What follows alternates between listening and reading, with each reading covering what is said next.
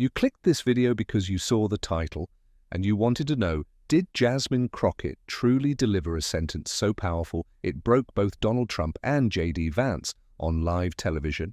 Did it really trigger a chain of events you wouldn't believe? The answer, my friends, is yes. Prepare to witness the exact moment it happened. It was a night like any other in the high-stakes world of political commentary. The air in the studio thick with the manufactured tension of prime-time television. President Trump, ever the showman, sat confidently, almost bored. Beside him, Vice President J.D. Vance, poised and articulate, was delivering his usual blend of political platitudes, particularly on the complex issue of education funding. He spoke of streamlining resources, cutting fat, empowering local communities, all the familiar buzzwords. His voice, a steady drone of well-rehearsed talking points, filled the studio. The cameras, practiced in their dance, cut to Trump, then to Vance, then, finally, to the unassuming figure across the table, Congresswoman Jasmine Crockett. She watched, unreadable, absorbing every word. And then, without warning, the camera cut back to her. A beat too long. A silence stretched, deep and profound, across the national airwaves. She leaned forward just slightly. Her voice, when it came, wasn't loud or angry. It was surgical, precise. It cut through the hum of the studio, through the very atmosphere of Washington itself. If President Trump and Vice President Vance cared half as much about kids in struggling districts as they do about cameras and sound bites, she began, her gaze locking directly with the lens, unwavering. Well, maybe our children wouldn't still be learning in crumbling classrooms? A collective gasp, audible even through the polished studio. President Trump's eyes, which had been half-lidded, snapped wide open. J.D. Vance's cool composure visibly shattered, a muscle twitching in his jaw. The moderator, a seasoned professional, froze, unsure how to react. For a fleeting, eternal half-second, the entire panel was caught in the raw, unfiltered truth of her words. Trump reached for his mic, but it was too late. Crockett was done. She leaned back, calm, composed, and just like that, it was everywhere.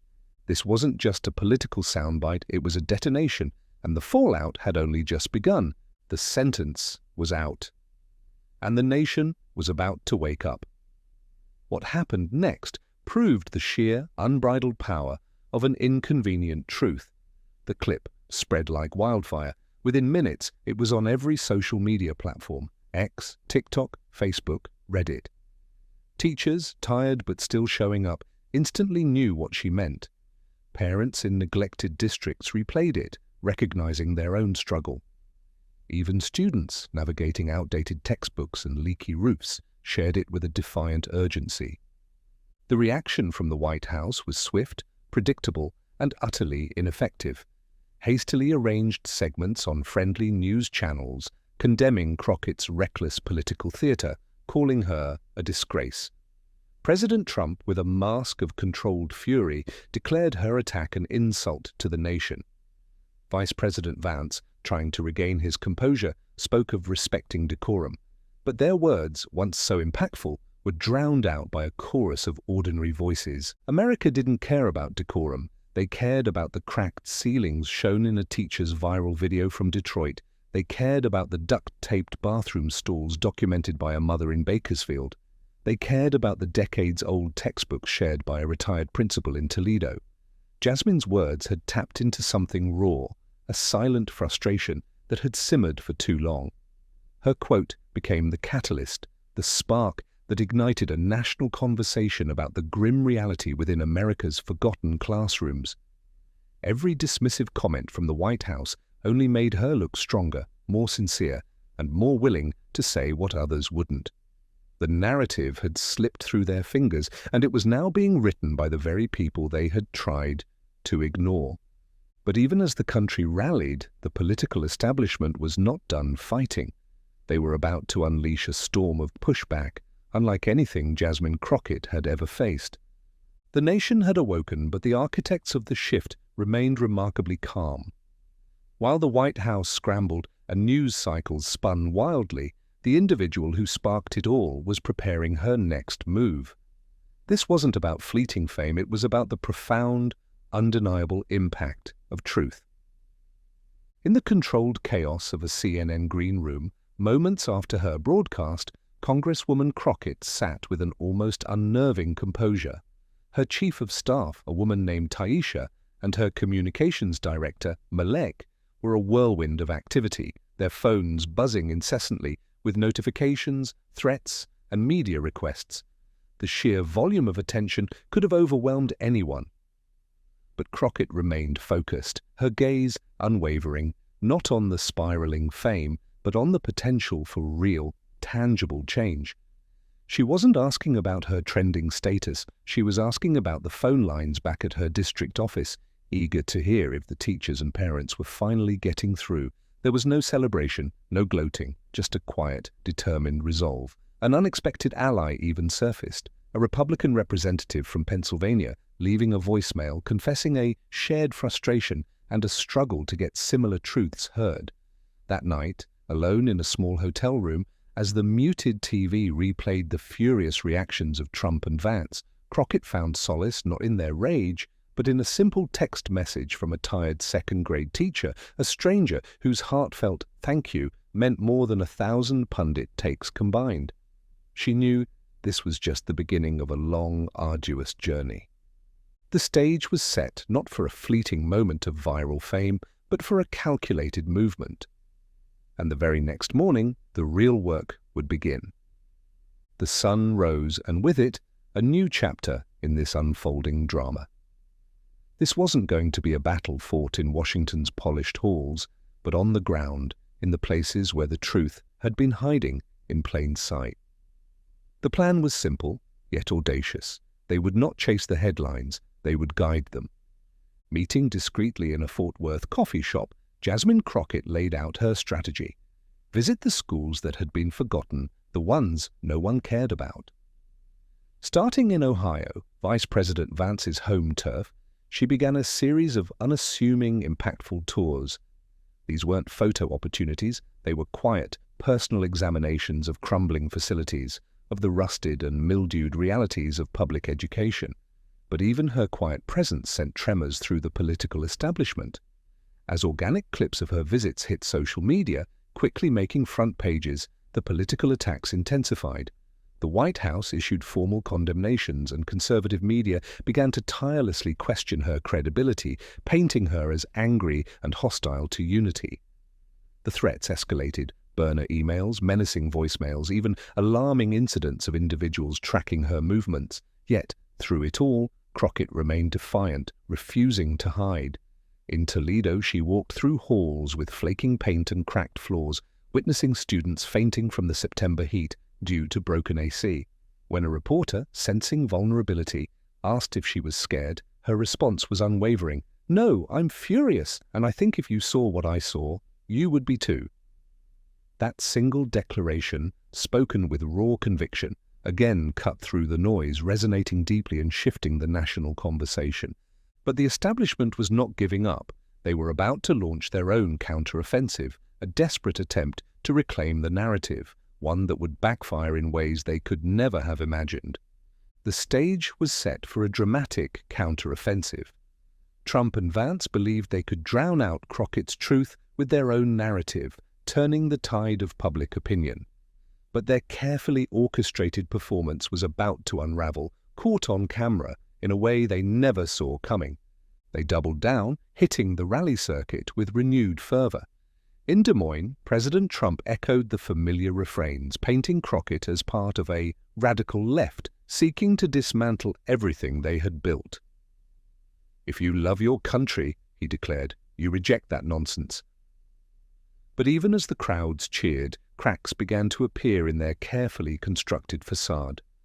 A lone Republican school board member in Kansas, defying party lines, bravely tweeted, "I don't agree with Crockett on most things, but she's not lying about those classrooms." Back on Capitol Hill, a closed-door education subcommittee meeting revealed deep-seated frustration as a congressman dismissed Crockett's evidence as emotionally driven, arguing for metrics, not feelings. This dismissiveness would prove to be a grave miscalculation. The real turning point came in Dayton. Jasmine Crockett had returned, unannounced, to Fairland Elementary, an aging public school most politicians avoided. No press, no fanfare, just her team, and the stark reality of scuffed floors, rattling vents, and children waving from behind cracked classroom doors. But word got out. Local news crews and a conservative ambush team quickly descended, mics thrust forward, demanding to know why she was weaponizing children. As she stepped out, facing protesters with signs screaming, "Stop lying about Ohio," a local official, Councilman Darrell Keene, stepped forward, his face flushed, accusing her of dragging our schools through the mud for self-promotion. Without hesitation, Crockett stepped towards him. "I'm here," she declared, "because your kids deserve better than crumbling ceilings and half-empty libraries, and if that bothers you more than the conditions inside that school, maybe you need to ask yourself why." She didn't wait for a response. The exchange, raw and unscripted, exploded across social media. Vice President Vance's immediate tweet, dismissing her visit as a political stunt, only poured gasoline on the fire. His replies were instantly flooded with overwhelming evidence from furious parents and teachers, photos of water-stained walls and classrooms held together with duct tape. Jasmine, for her part, remained silent, already reviewing schedules for her next school visits. Her relentless focus on the ground, on the unfiltered truth of America's schools, was proving to be their undoing, and it would force Vance to desperate measures. The pressure was mounting, and Vice President Vance knew he had to act. His team had assured him this next move would be the decisive blow, a grand gesture to reclaim the narrative and bury Crockett's momentum. But even the most meticulously planned counter-offensives can unravel in the face of raw, undeniable truth. Vance orchestrated a massive rally in Fort Wayne, Indiana, strategically placed near the Ohio border. The stage was set, adorned with a colossal banner proclaiming "Back to Basics, Real Solutions for America's Classrooms." His address was sharp, forceful, a declaration of war against what he framed as loud voices and sound bites. He spoke of empowering local boards, restoring values, and cutting bureaucracy, but conspicuously absent were any mentions of teacher pay or crumbling infrastructure. It was all polished pageantry designed to create an illusion of control. But then came the Q&A, and with it, the first crack in his facade. A woman in a green blouse, her voice trembling, held up her phone, displaying a photo of her son's overcrowded classroom. "My kid's still eating lunch on the floor some days," she interrupted, cutting through his practiced deflections. "That's not a soundbite, that's real." Despite attempts to silence her, her words resonated, sparking uneasy murmurs in the crowd. An internal memo, later leaked, revealed the growing panic within Vance's team. "She's not just winning the media cycle, she's making people feel like she's telling their story." Desperate, they concocted a new plan. A few days later, in Columbus, Vance unveiled his Community Classroom Revitalization Initiative, a $45 million package presented in front of a freshly painted, pristine school. It looked impressive, a clear attempt to counter Crockett's message with tangible action. But the media, now primed by Crockett's relentless truth-telling, quickly exposed the deception. The funding, they revealed, was largely reallocated old money, strategically excluding the most at-risk schools. Headlines screamed optics over outcomes, and VP Vance's education package leaves out most at-risk schools. While Vance's surrogates valiantly tried to spin the news on Sunday morning shows, their words were drowned out by a relentless stream of viral clips showing the stark reality of neglected schools, effectively countering their manufactured narrative. Jasmine, meanwhile, offered no public comment. She was quietly in Rockford, Illinois, helping paint sets in a high school where the theater department relied on shower curtains as backdrops, listening to students and living the truth. "Because I'm too busy listening to people like you," she told a student, her quiet dedication speaking volumes. But the real game changer was yet to come, born from a simple question asked by a little girl in a forgotten classroom. The political maneuvering, the carefully crafted narratives, the desperate counter-offensives, all of it dissolved in the face of a single, innocent question. It came from a place almost forgotten. A quiet moment in a dilapidated school that would unexpectedly ignite a legislative firestorm. The school wasn't even on the original itinerary.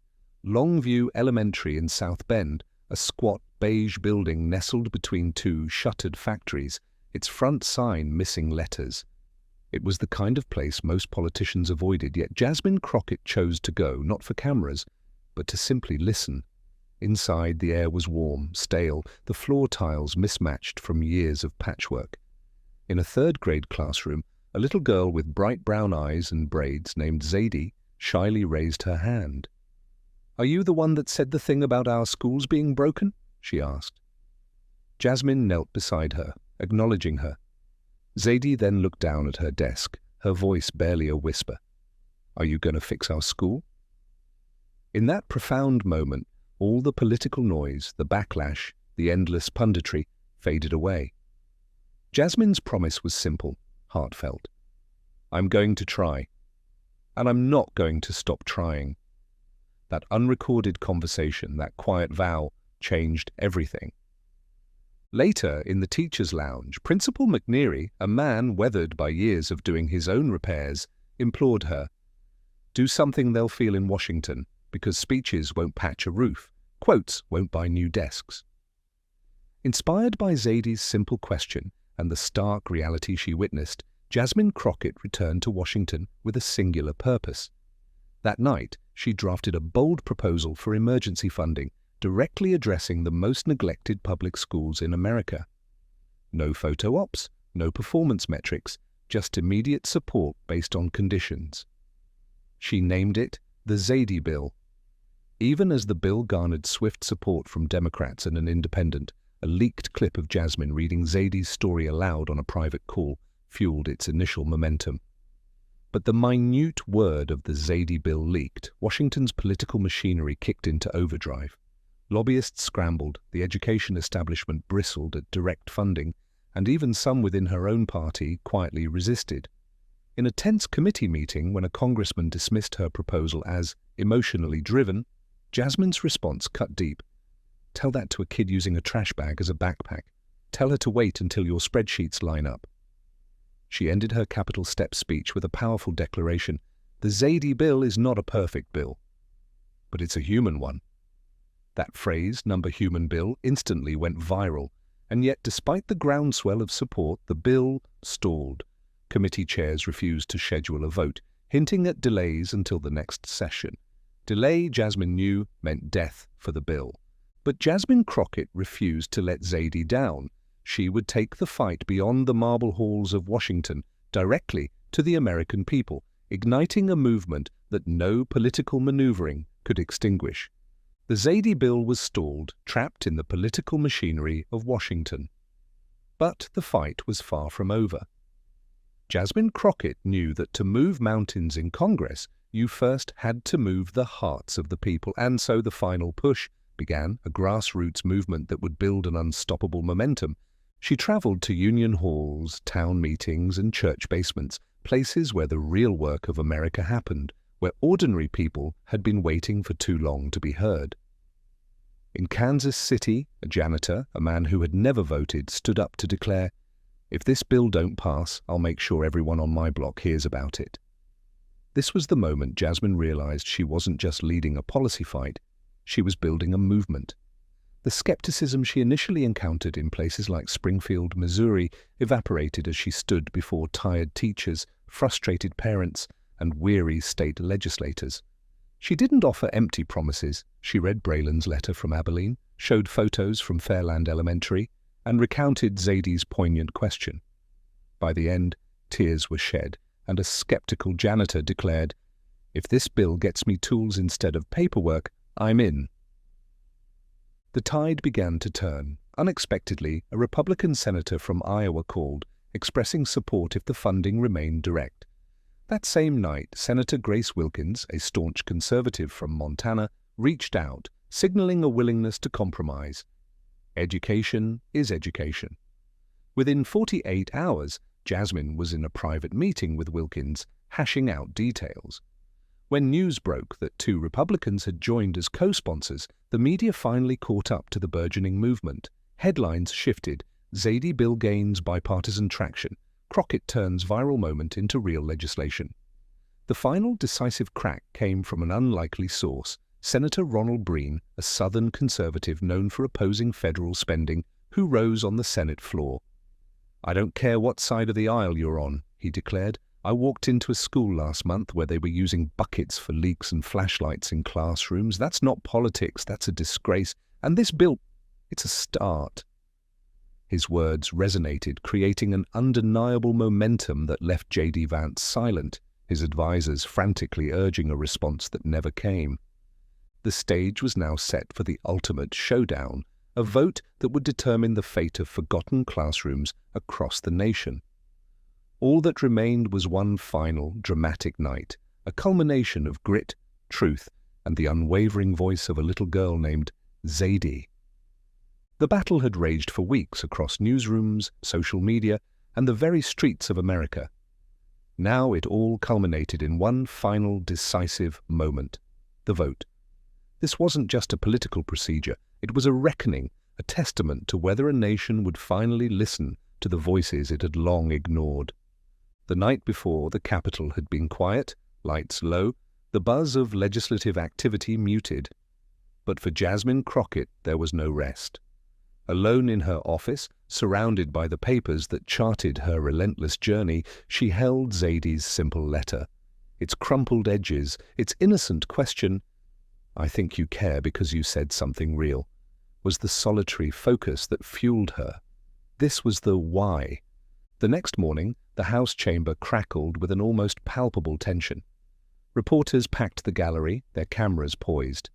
Staffers across the building watched from screens, holding their breath.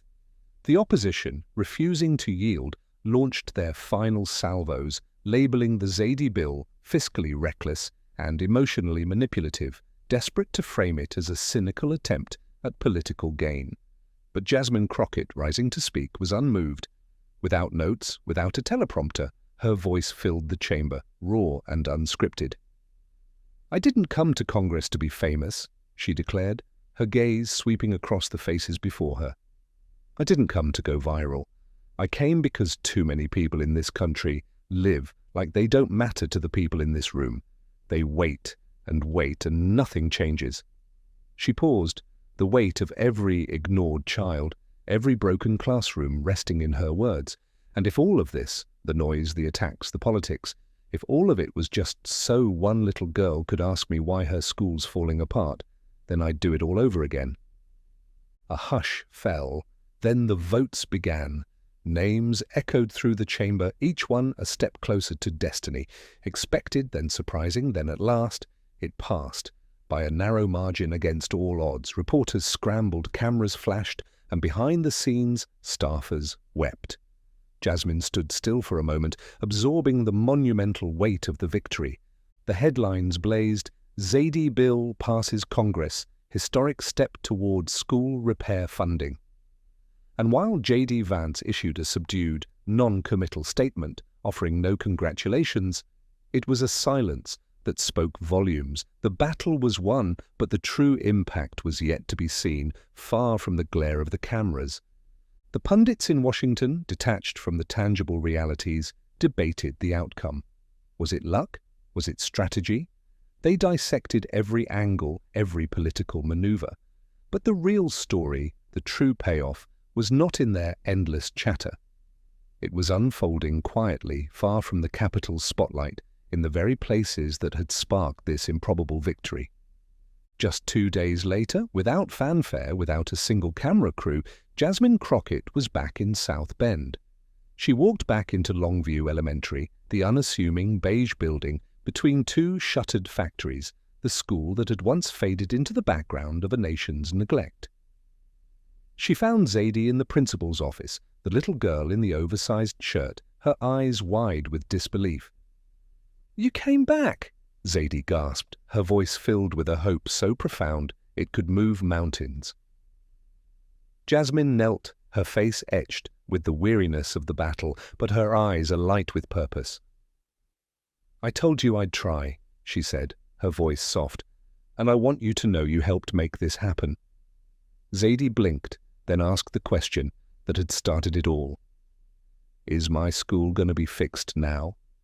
And this time, Jasmine's answer was absolute. Yes, she whispered. Not all at once, but it's coming, and other schools too, because people listened.